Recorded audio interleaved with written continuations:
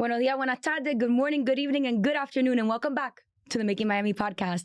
Today we have an amazing guest joining us. He's a businessman, attorney, former Hialeah councilman, and former actor. Let's welcome my dear friend, Oscar de la Rosa. Thank you for joining us, Oscar. I love that. That was an amazing introduction. I couldn't have paid you to do a better introduction than that. Thank you so much for having me. Thank you.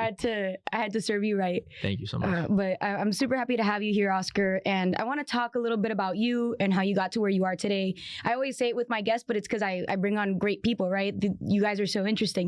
There's so much more to you than I think people realize. How do we get from superstar boxer Max Rossi to Hialeah councilman to being a multi-state bar attorney? Wow. I have to give you credit. Not many people in South Florida know about that past. The ones that do, I consider them the real ones. I'm very impressed that you said that. So that's a great opening. And thank you so much, obviously, for those kind words. I don't think of myself that highly, but I'm glad that at least that information out there is a profile. So I appreciate that. But look, I don't think I've gotten to where I want to get to in life yet, right? I think that, I always say Matthew McConaughey said it in his Oscar speech. The person I look up to most is me in 5 years, and me in 10 years, and me in 15 years. And I think that's a good, viewpoint to have in life, because you always want to be bettering. You always want to try and be the best version of yourself. And it's an interesting path that I've taken to get to where I currently am. When I was in high school, I had a friend of mine, Marco Nunez, and this is a shout out to my buddy Marco Nunez. We went to Columbus together, and then when I went to FIU, he was doing commercials. So I kept seeing him. I guess I'm on a Baptist commercial. I saw him on a commercial for like Home Depot, and I said, "Man, how are you doing this?" And he goes, "Man, I got an agent in South Florida. I started working. I took headshots, and I've been booking roles." It's like, "I know, how much do you make for this?" He's like, "I got paid $1,000 the other day for a commercial." I said, "What?" I was 18 years old. $1,000 to me was like, he basically said he was a millionaire at that point. And I would have really so $1,000 was a big deal. And I said, "Man, how do I get involved in this?" And he introduced me. I started learning. And really, I got into the whole film industry early on when I was 19 years old, because I just wanted to start doing commercials to make some extra money while I was in college. That was really the mindset. And I've always learned, and I learned this from my mother. And for those of you that don't know my mother, she came from Cuba at a very young age. She had me when she was 19 years old. The tenacity and the work ethic that my mother has, I've never seen in somebody else. I mean, for where she came to this country to where she is today, she came here not even speaking English, and she just taught me at a very young age, you don't make excuses, you show up every single day and you just work and you just do what you need to do. So I always took that, but I always wanted to take an entrepreneurial route. I was afraid of all the stories my grandparents would tell me about communism and Cuba.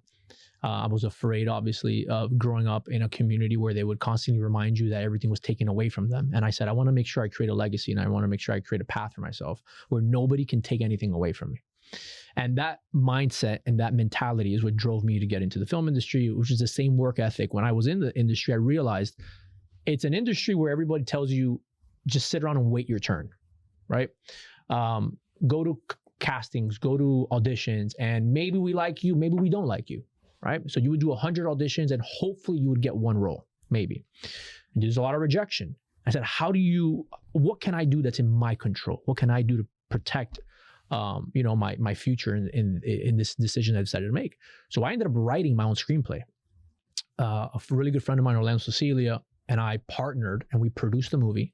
I starred in it. He directed it. He produced it. Actually, we had a gentleman named Fro Rojas, which is amazing, directed, and Landy produced it with me. And we took it to film festivals, and we won 4 film festivals nationwide.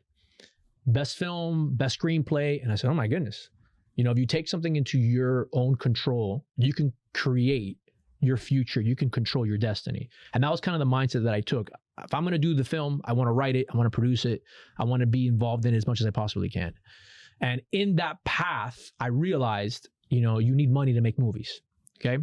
People are not just gonna write you checks. So the mentality was, okay, well, go back to law school. I'll get a degree, because my mom always wanted me to have a degree. I went and became a lawyer. I didn't want to be a lawyer in law school.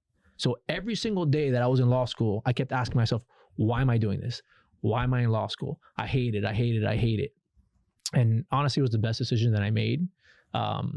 from that point till today, kind of the same mindset. You approach every single day as a new day. You work hard and opportunities will start to arise. And that's how I've gotten to where I am today. Do you feel like the role you took on in Lionheart at the time was in many ways emblematic of who you were then and who you'd become now? That's deep. I would say that when we wrote that screenplay, we were mimicking life in general. The gentleman that I had as my trainer, Mauri Ramos, is another individual, fled Cuba, fled communism, was here by himself. And he created a gym and he created a business from just working hard. And I remember he would always tell me, everybody has their own fight.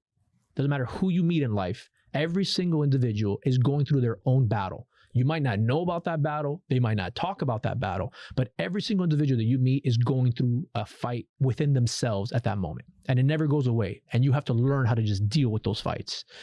So the screenplay really mimicked a person that in life, you're going to get presented opportunities and you're going to get presented different options. How are you going to deal with those opportunities, and why are you going to make those decisions, knowing that for the rest of your life, you're going to have to accept the outcome of whatever decision you took. So that was really the screenplay and the thought process behind creating that character. And I think that does mimic not just myself, I think it mimics everybody in life. You have to live with the decisions that you make and understand that when you made those decisions at the time, you made them for a reason. 100%. And I think that that strength and that story is unparalleled, right? And I see it in so many people that are like us, that are Cuban Americans, that they have family like that. And in that same way, you've used that strength and you've given back to the community, and you have a huge heart for that hard work for people. And it shows in what you do now, right? Because you take on these immigration cases and you help people go through this very difficult process. You help people with their personal injury cases when they can't get their just recompense. And it goes back to even way before you were an attorney or a councilman. I mean, you even used to host an annual toy drive with your own organization, the Little Steps Foundation. So, you know, I'd love to talk about a little bit more why you got into giving back to the community in that way, how that all came about, why you decided to do that. You bring a lot of throwbacks, and I'm really proud, obviously, of the research you've done. This is why you're going to be an amazing attorney, because you do your homework, you know. And I want to, before I answer that question, I want to tell you, and I want everybody to know out there, this is the camera, right? I'm assuming this is my camera. Yeah, that's your camera. Josie's one of the most incredible people I've ever met in South Florida. Hands down. This is a future congresswoman, a future senator. This is maybe the first woman president of the United States. The work ethic that you have, the research, the heart that you have, the compassion, you're an incredible person. I'm so glad that I'm even around the vicinity of being able to around you, because I know you're going to be a superstar. But saying that, that's not to butter you up. That's because it's the truth.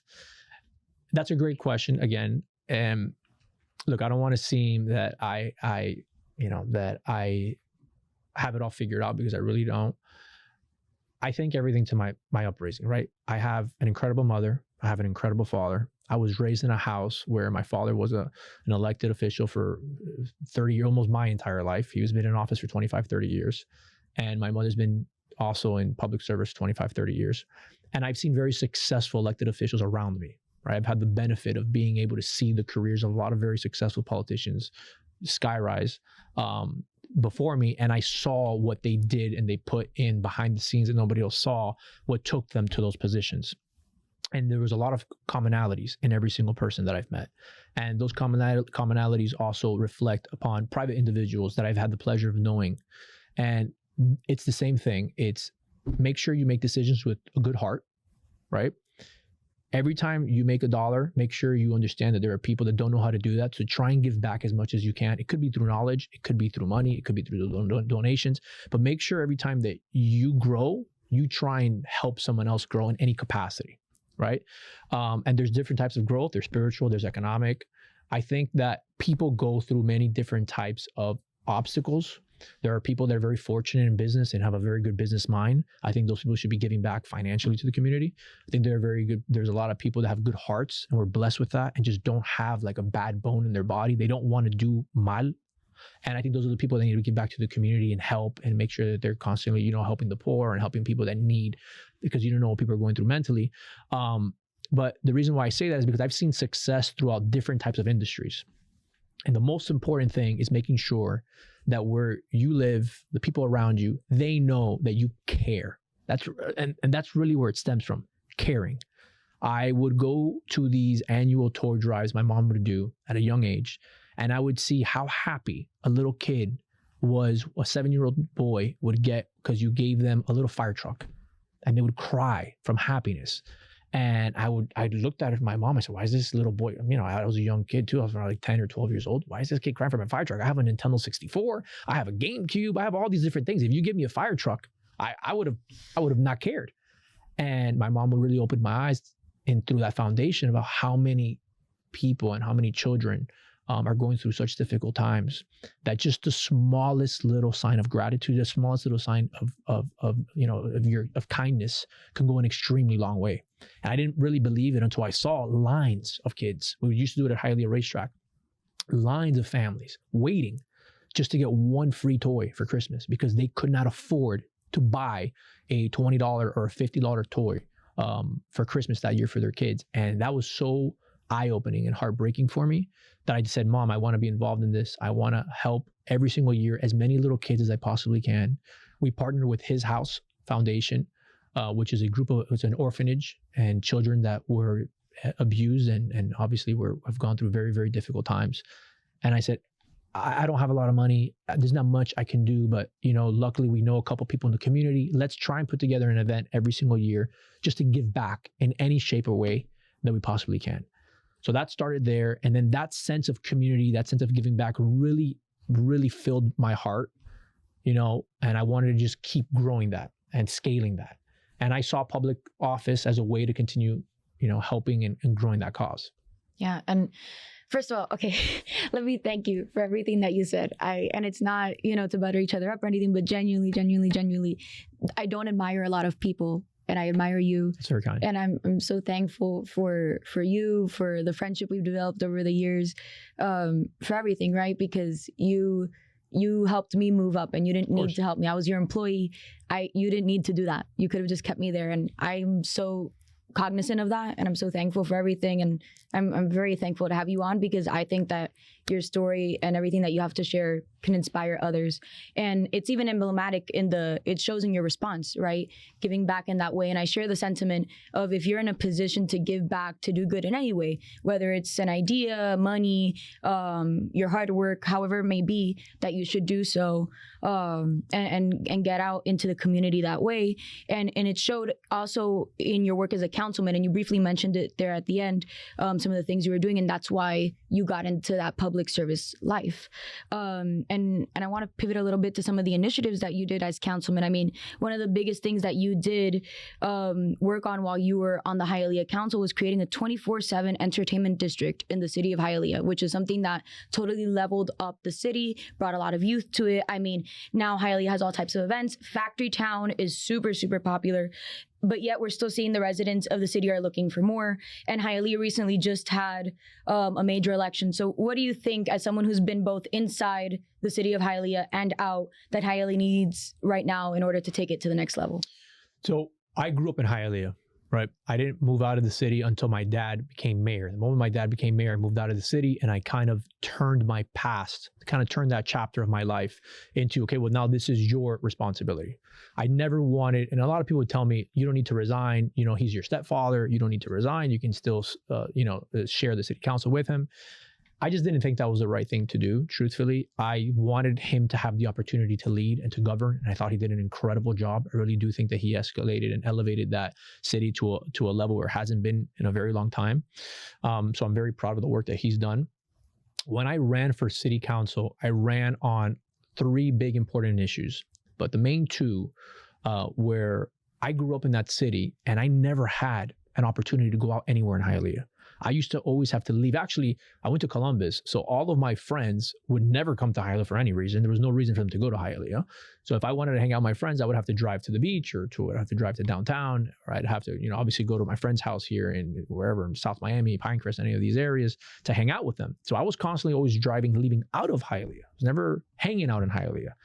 Sometimes you would go to Main Street and you'd hang out in Miami Lakes, but as you got older, you wanted to go out. There was no possible venues. They had, I don't know if you remember this, but they had Rendezvous one time in Miami Lakes, which was a nightclub that got shut down also. But Hialeah's never had any entertainment, never.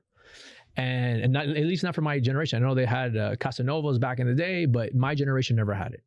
And I said, man, why not? There's a ton of kids here. But first of all, our workforce alone, police officers, firefighters, a ton of different working members in our community would love to have the opportunity to go out and have fun and spend their money in Hialeah. There's just no venue to do that. Restaurants included, by the way. Mm-hmm. And I said, we need to create an opportunity to really focus on that youth. My sister at the time would have never in a million years been seen going out in Hialeah.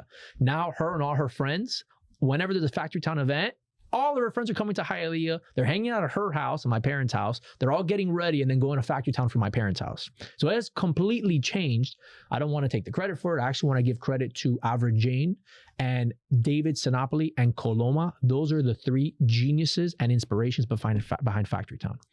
Average Jane was a developer, had the vision of seeing the property, purchasing the property when nobody else believed in that. And she took that property to a lot of different developers and a lot of different investors in South Florida, some of the most biggest developers in South Florida, and nobody shared the vision that she had.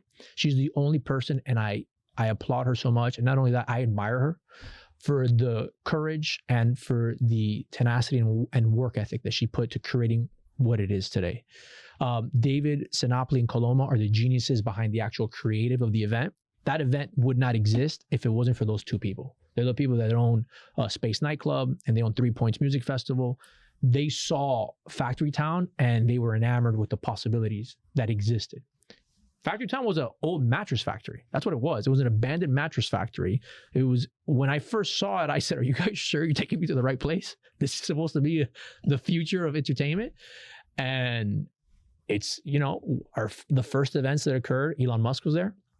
Kanye West was there. They've had days where over 12,000 people every single day, over close to 40,000 people in a weekend. Mm-hmm. The lines to get in there are insane. Sold out tables, $15,000, $20,000 bottle service. Nobody believes you're in Hialeah when you step foot in Factory Town. And that vision came because I was the vice president of the city council. Average Jane came to meet with me and discuss through a good friend of ours, Felix Lasarte, her attorney, which we shared the vision on being able to collaborate and create this 24/7 district.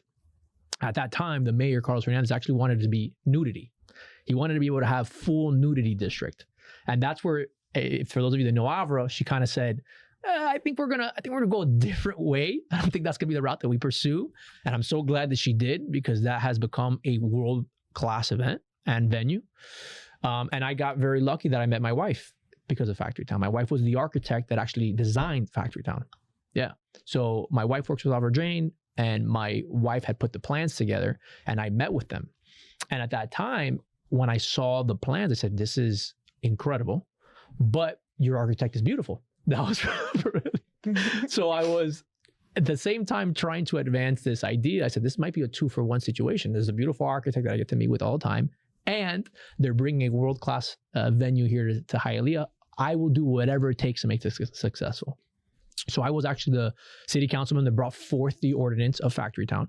I was a sponsor. We passed it 7-0. It passed unanimously.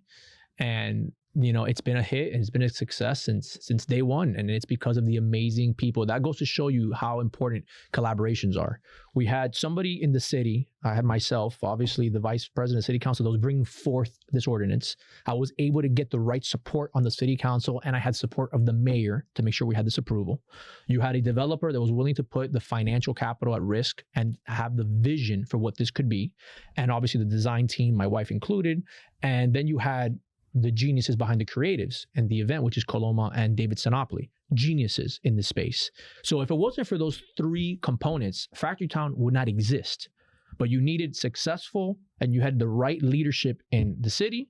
For taking me aside, I'm just giving you the formula of what was necessary. You needed the right leadership in the city. You needed the right private partner, and then you needed the right creative team, and honestly, they're visionaries. And that together is what created the success of Factory Town. You couldn't have done one without the other. And I'm so glad. That was honestly the most proud I've ever been, sponsoring legislation. And honestly, I consider it a legacy that I was able to just be a part of it. And when I see what it has become today, I think how far Hialeah has come and the potential and possibilities that it has to continue to grow moving forward. Yeah, I mean, Hialeah now, as it stands, is growing even more and more. You have that new restaurant that it's kind of like a speakeasy. And I think some of that started with Factory Town and some of the amazing work you talked about. More and more things are coming to the city of Hialeah. And I think it's because of what you said, right? There's youth there, there's that push, and there's a need for it. But on top of that, I think people don't realize how much work and partnership goes into these things. Somebody on the outside that doesn't understand might just think, oh yeah, like this rich guy bought the land and he built that and that was it. No, there's the government that has to cooperate. There's the architects. There's so many different people that come along for this ride of creating a better city and investing back into things. And that was another one of your huge platforms back when you were councilman. In fact, you exposed a huge thing having to do with the licenses and businesses in the city of Hialeah, and you helped get money back for local businesses. And now as a business owner yourself, you know, I wonder what do you think is the importance, or how can you articulate the importance of making sure we get things done right for our local businesses? So that was the second thing that I ran on that was a really big deal at the time that I've never actually publicly spoken about. And again, I think that when you're in an elected office, you don't really want to go around, you know, beating your chest whenever you accomplish something. I think that it's, you know, at the time you should talk about it, but I never really talked about this issue specifically outside of it. When I ran for city council, there was a big issue on the franchise fees. So what happens, long story short, because it's very boring for a lot of people, is whenever you open a business in the city of Miami, and whenever you open a business in Miami-Dade County, depending on what business you are in, you have to have a certificate of occupancy. Okay. And you have to go through a process where DERM, which is the environmental department in Miami-Dade County that oversees water usage and all this stuff and contamination and so on and so forth. DERM has to give you an approval on your certificate of occupancy, making sure the amount of water that you are going to use as this new business does not exceed the prior use, right? So for example, if you're a barbershop and you were using X amount of gallons a day, now the next business might be a bakery and that bakery is going to be using significantly more water. You're going to put a lot of pressure on the lines underneath the water and sewer lines. So we want to make sure that there's sufficient capacity for this new business you're going to bring forth. If there's going to exceed, so what ends up happening is that time, Hialeah had a moratorium on new businesses in certain locations. Why? Because the pump stations that actually pump the water underground, there's only so much capacity that they might have for new businesses that are going to use more and more water. So you would have to upgrade your pump stations and your mains, and that could cost hundreds of thousands to millions and millions of dollars. So the city at that time wasn't making that investment. So what would happen is new businesses wanted to open in the city. They would go get their DERM license. DERM would say, no, you cannot open that business there. So now that business is stuck with the bill of, well, I took out rent and I paid lease and I've hired employees and I made an investment. What do you mean I can't open?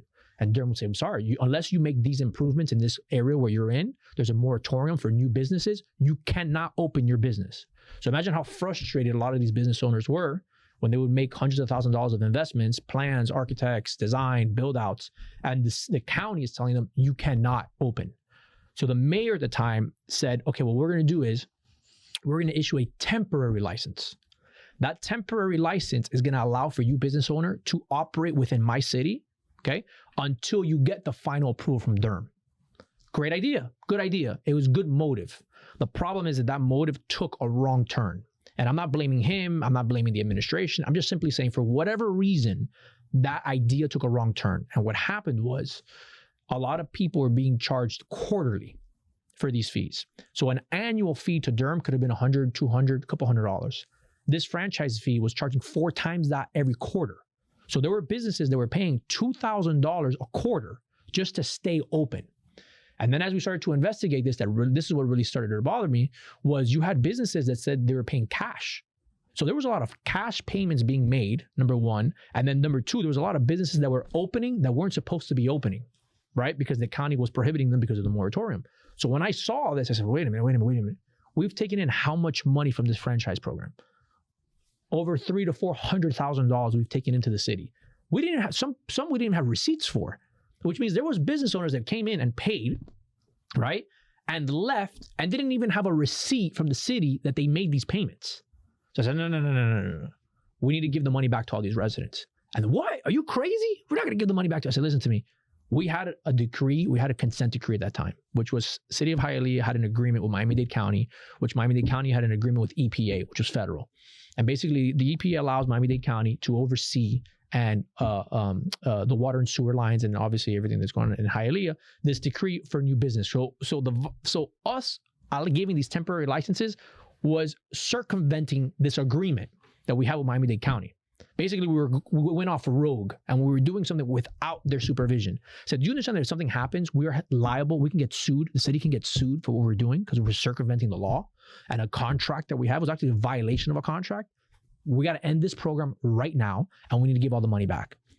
I got into office and in 3 months, that ordinance was repealed and we gave back $290,000 to all the residents that ever participated in that program, which means there were, I don't remember how many at the time, maybe over 300 or 250, 300 companies that had registered in the city of Hialeah that had made payments that years later, when I arrived, all of a sudden got a call from the city of Hialeah and said, hey, there's a check waiting for you. What do you mean there's a check waiting for me? Yeah, you made some payments, but we weren't supposed to collect this money, so we're actually giving you a rebate. We're giving you the money back.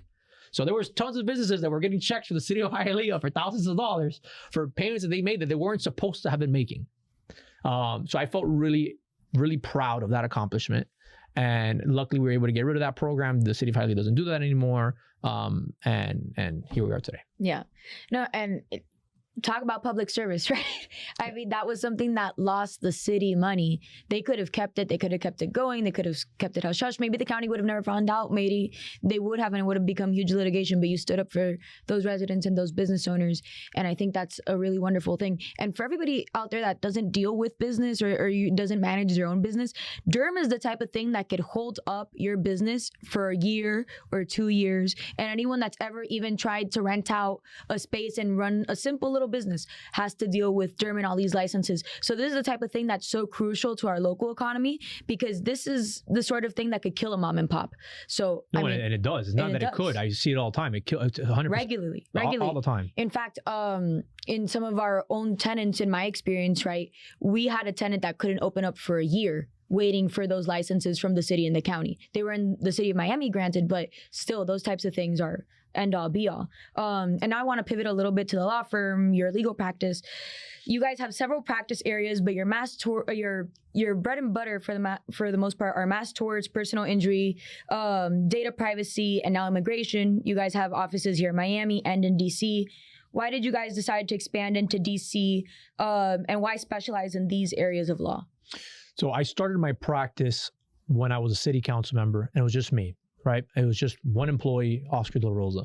And like I mentioned, when I was in law school, I didn't even want to be a lawyer. I wasn't sure what I wanted to do when I was in law school. And people always ask me this question, my sister, a lot of our friends, did you know that you wanted to be practicing this space when you went to law school? And I said, no, honestly, I was probably going to become a lawyer, get my degree. I wasn't even sure if I was going to take the bar or not.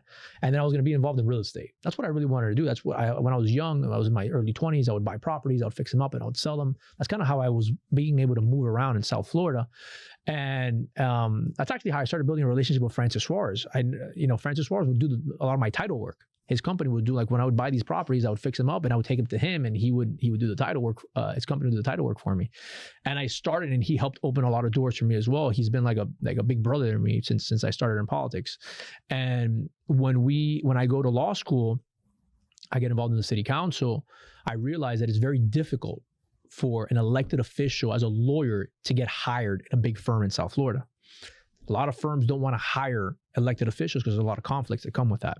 So I said, look, I'm not going to be begging law firms to hire me. Like I always told you, how can I take this upon myself and I could determine my future and I can kind of control, my life. That's kind of been my whole mantra. How can I be in control of my own life? So I said, I'm just going to open my own law firm. So I passed the bar in October, and November, I opened up my law firm. Literally a month after. Everyone said I was crazy. It was just me. I was renting space in my old employer's office. It was a tiny little cubicle. I was actually in his IT, like where he had his IT. I had rented a space there, and I was just working from there. And we've grown from there. 5 years later, we have 38 employees. We're, like I told you, offices in DC and offices in Miami. We went from representing, like 2 clients, and I think our Rolodex now is we represent maybe close to 30,000 clients nationwide. We have over 30,000 claims. And we took that jump because I started doing real estate. I started getting a couple PI cases, started learning that. And a friend of ours that was doing a mass tort, right, saw that I was doing a lot of advertising. Said, man, you're expanding a lot. You're doing a lot of these videos. Why don't you try mass torts? I said, I have no idea what that is. Please elaborate. And he sat down, he explained to me the entire business, how it operates. We started going to conventions. I started seeing how this entire world worked. And it was coincidentally at the same time of Camp Lejeune litigation that was arising. So the first mass tort case that I got involved in was Camp Lejeune. And we got involved with local unions and local organizations. So we started representing a lot of hundreds of veterans that unfortunately suffered from contaminated water in North Carolina when they were serving. And some of them have died, and some of them that are still with us have incredibly horrible diseases like kidney cancer, liver cancer, and probably, unfortunately will be a wrongful death action soon. And when we learned about this space, then we said, well, how else can we help? Who else can we help? There's a lot of people that didn't even know that this compensation was available to them.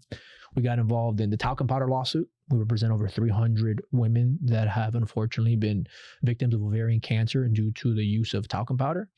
We represented firefighters and districts of contaminated water through the PFAS litigation. And then we kind of, from there, the mindset has always been, how do we help? How do we continue to help victims? And how do we continue to help people that have been hurting and have been damaged because of the negligence either of a corporation or somebody else, and they're not even at fault? So you live your entire life thinking that talcum powder is safe to use. I'm Cuban, right? My grandmother at a very young age would put talcum powder on everything. I'm pretty sure it was either sazon goya or talco. Those are the two most common products at my grandmother's house, okay? And sometimes she would put the sazon goya on the baby by accident, and sometimes she would put the talcum powder on the picadillo by accident. So those are two products that you could not live without at my grandmother's house. And first of all, in a lot of these products, I'm not saying anything about Goya because obviously I love them and I love Sazon, but not them, but other brands specifically have MSG, which is a whole nother thing that we're getting involved into now, which is the food in the United States, how we're being contaminated, and a lot of the things that we see, a lot of the autism, a lot of the cancers, a lot of the health issues that we currently have that we don't have answers for. There is a linkage to the foods that we're consuming, 100%. And we're getting involved in that now too. That's going to take a little bit longer time. But we were able to say, how do we grow? Where are there people that are being hurt? Where are people suffering because of the negligence of a corporation that just doesn't care? All they care about is profit.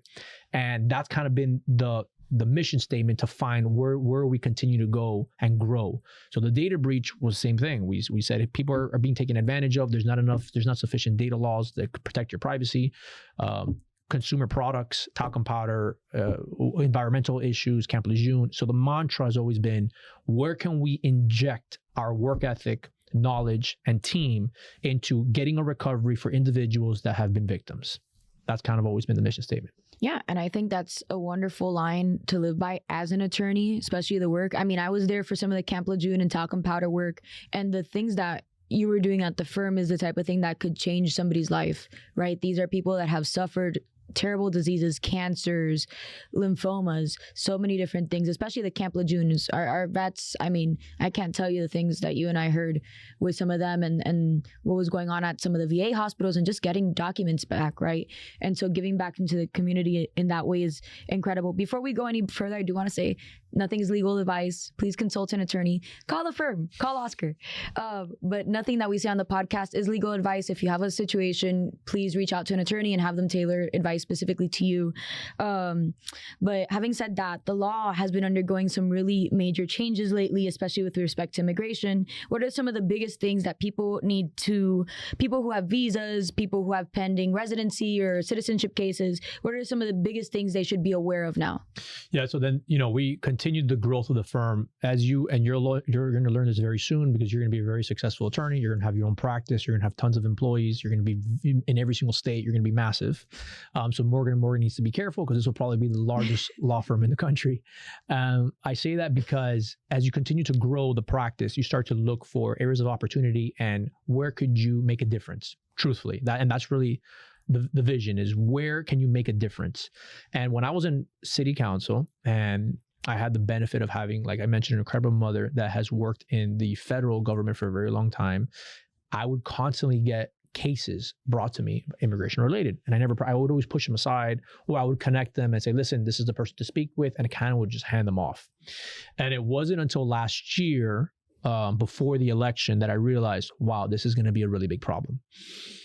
How can we help? Because there's a lot of people that have come to us asking for help and we always rejected them. And I said, okay, I only take on certain cases. I only take on cases that I think I could win. So if I don't think you have a viable path to fixing your current status or being able to help you, like actually today we called a woman that we were able to get her green card, and a green card just came in the mail. She was crying, overjoying, so full of joy. She wants to send me all her family members. I said, listen, I don't know if I can do what I did for you for everybody. That's why it's a case-by-case basis. But I remember being on the city council, and a friend of mine came and says, listen, my mother's sick. She's in Cuba. She's going to pass away. I haven't seen my mother in over 6 years. I just want to see my mom, God forbid, before anything happens to her.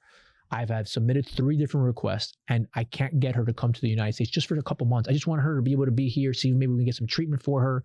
Can you do anything? I'm begging you. We've paid lawyers. We've done all these different things. This is when I wasn't practicing immigration. This is when I was just on the city council. I said, let me see what I can do.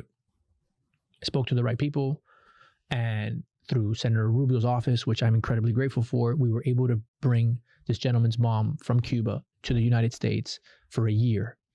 And this was a 48-year-old man at the time. And when I saw him and I gave him the good news, he got on his knees and he started crying. And he couldn't even talk. And he goes, you don't understand how grateful I am for what you just did to me. There's no amount of money that could have given me that satisfaction. So the joy that I got, I didn't charge him $1, right? I just simply wanted to see if I can help, I will. And that reaction of that man, to this day, he called me every single week. He goes, anything you need ever, anything that you ever need, I'm here for you. And I said, thank you so much. I don't need anything from you. But the joy that I was able to bring somebody without me having to do really much work or even charge him, I said, how can I replicate this feeling constantly? Because I think that's what life is about. Life is about being able to make an impact on other people's lives without any personal agenda. Just knowing that you made some other person's life better and you moved on from that. That I think is the true purpose of a professional. I think a true purpose of what we should have as leaders in the community and as people that just, want to be a good citizen. Yeah. And I can't put it any better than you did, right? It just being a good citizen, being that source of light for the community, doing what you can. You even have a case going on right now that really touched my heart when I heard about it, which is, I believe she's 2 years old and she's in Cuba and she is in desperate need of cancer treatment. And that's a case that you are doing pro bono. So how did this case reach you guys? I know there might be some limitations as to what you can say, but how did this reach you guys? And what was the importance of doing that case pro bono and how's it going? So I think it's really important for people to understand that at least in the legal community, and I'll speak for myself because I can't speak about other attorneys on this opinion, but I think it's really important to always be collaborating with other law firms. I hate when attorneys think that they're the smartest person in the room, right? And they think they know everything. There are some attorneys that are brilliant, right? And obviously I take their hat off to them. There's a gentleman that I will say here that I would probably say is, in my opinion, one of the best attorneys in the country, and he's here in South Florida, Gonzalo Dorda. I'll give him a little shout out because I started my legal career working for him when I was 17 years old. And I'm not kidding you when I tell you that is what I consider a lawyer's lawyer. If I have problems, I call him. He is brilliant. And I say that because you need to have constant collaborations with other law firms here to work on cases together, combine resources, because if there is a case like that one specifically, the more lawyers involved is better. And one taking credit as opposed to the other is not really beneficial for the cause. So a friend of mine, Robert Dominguez, gave me a call. Robert's a lawyer here in South Florida. We went to school together. And he says, look, I just got this case and I really think you can be a great asset for us. I immediately got her involved. I got Congresswoman Maria Vida Salazar's office involved.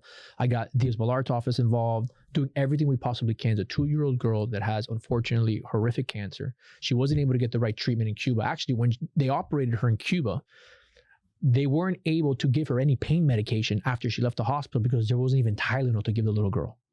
That's how sad this is. And they weren't able to do the procedure correctly. And they said, you need to get her out of here because now she's going to die. So they took her out from Cuba. She's in Costa Rica now. She's getting further medical treatment in Costa Rica. I can't say names or anything of that nature, but she's in Costa Rica now.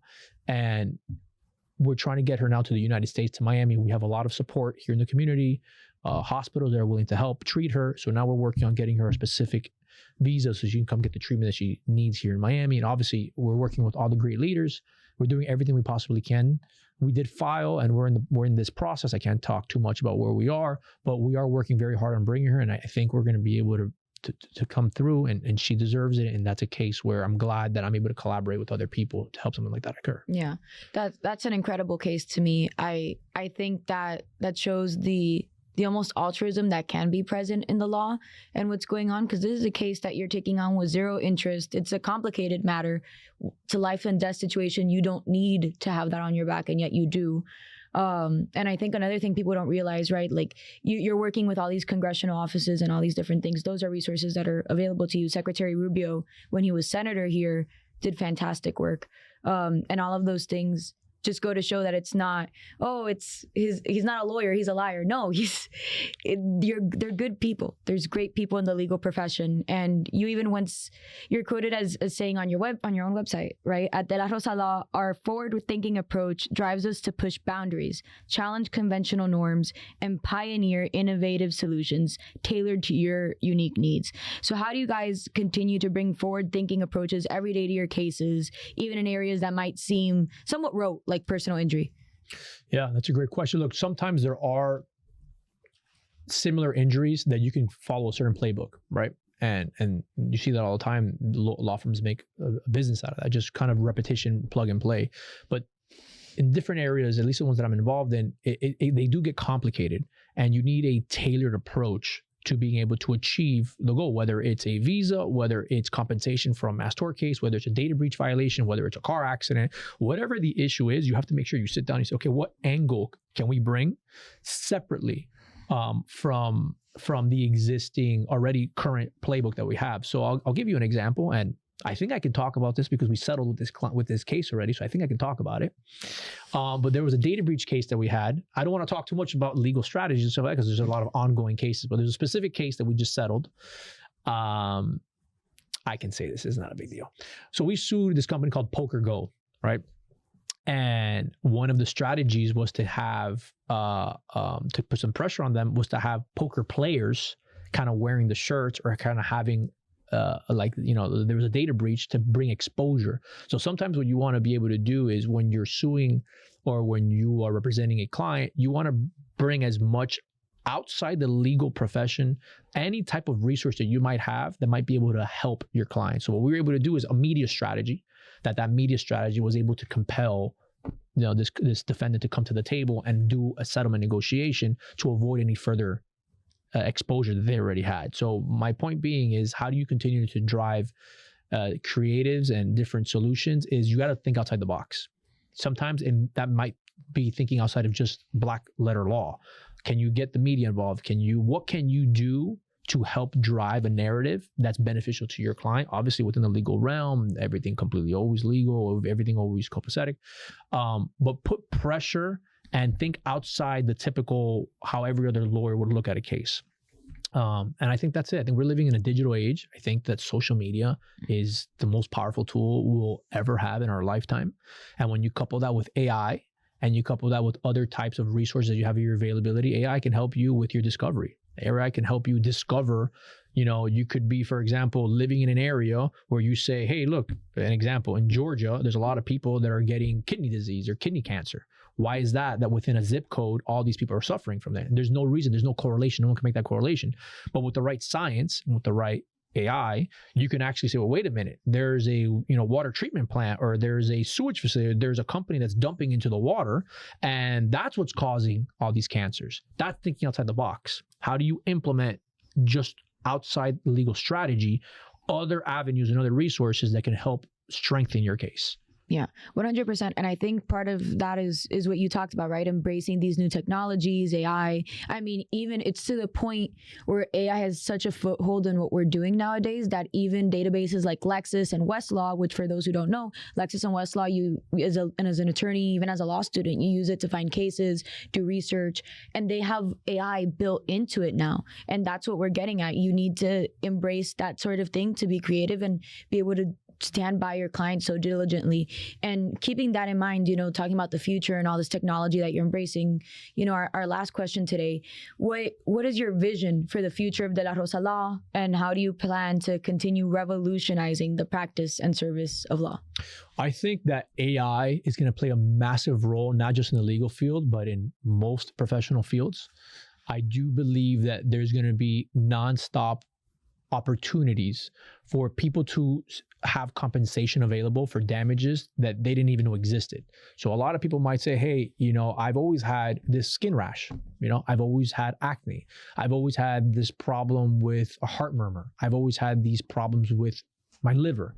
And AI is going to help identify correlations that other similar people like you are going to say, well, that's probably because of X, Y, and Z, that would have never even known about that. So you're going to be able to see a lot more opportunities, a lot more science pointing towards the causation of what's occurring in a lot of these people that just think they live regular lives and they were just born with these problems.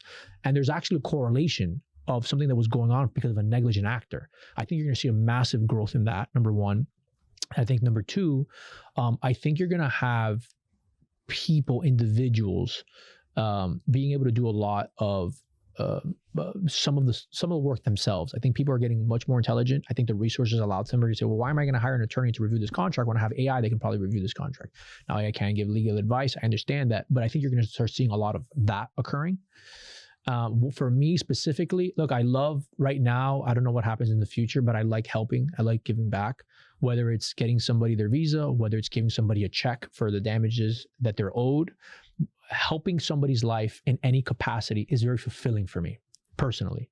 So I would like to scale that business, not so much the business of law. How do I continue to scale the business of helping others? And that's really where my head's at right now. Yeah, and I'm sure you're going to keep doing that for years and years to come. As you grow, you're just going to get even stronger doing it. Thank you so much for coming on the show, Oscar. And thank you so much. Thank everyone for watching. Thank you all so much. Thank you so much for having me. This was amazing. And this is our future U.S. Senator here in the next 6 to 8 years. I'm calling it right now. I will be your first check. The moment that you decide to run for anything, you call me first. I want to say it here. For whatever she decides to run for, I am her first check. Okay? Thank you, Oscar. You're the best. Thank you so much. I really appreciate it.